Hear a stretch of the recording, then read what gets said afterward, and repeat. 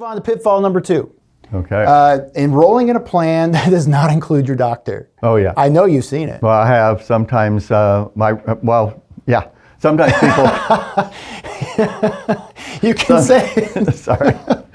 Sometimes people, I've had people come in who signed up on their own. You know, they went online, got signed up for a plan, and then they found out that, oh, gee whiz, I signed up for a plan that my doctor's not in that network. Yeah. So you always have to make sure that if you're signing up with an Advantage plan, those are the network plans, and you have to make sure that your doctor's in the network of the plan. Right. Yeah. Right. So yeah, you don't want to have that problem. Yeah.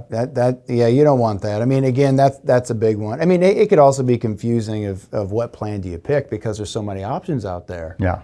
You know, I mean, you got the Medigap plans, you got the Advantage plans. People are very passionate, you know, about what they pick. There's perks. There are extras. Yeah. All the extra extras. Benefits. Yes. Yeah. Yes. You know, to help pay for gym membership or whatever. Yep. But again, just beware of that. Just make sure that your doctor is in the plan. Okay. Next one, let's talk about getting a Part D plan that does not include your prescriptions in the formulary. Yeah, all the Part D plans have a formulary, which is just a list of all of the drugs that are included. And they list them in tiers 1, 2, 3, 4, and 5.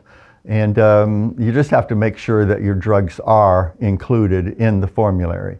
And I help people with that sometimes to make sure that their drugs are in the formulary when they're signing up. And again, I would assume that because there's different levels of the formulary, yes, correct? Tiers 1, 2, 3, 4, and 5. Yes. And so the higher the tier, the more expensive the plan is? Yes, the more expensive the drug is, yes. But you know, Steve, going back through the plans, right, because there's A, B, C, and D, right? A and B is original Medicare, and then you got the supplements, but Part C is part of Medicare, Part D as well too.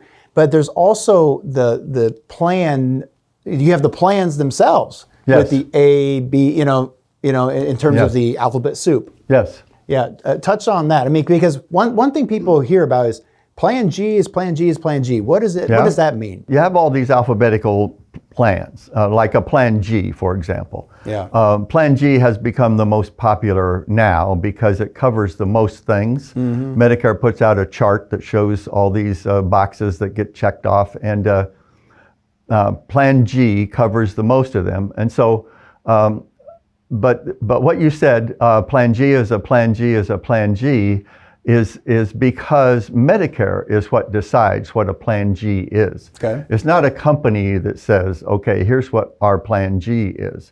No, Medicare says this is what a Plan G is, and they say to these companies, if you're going to offer a Plan G, it has to cover all these things.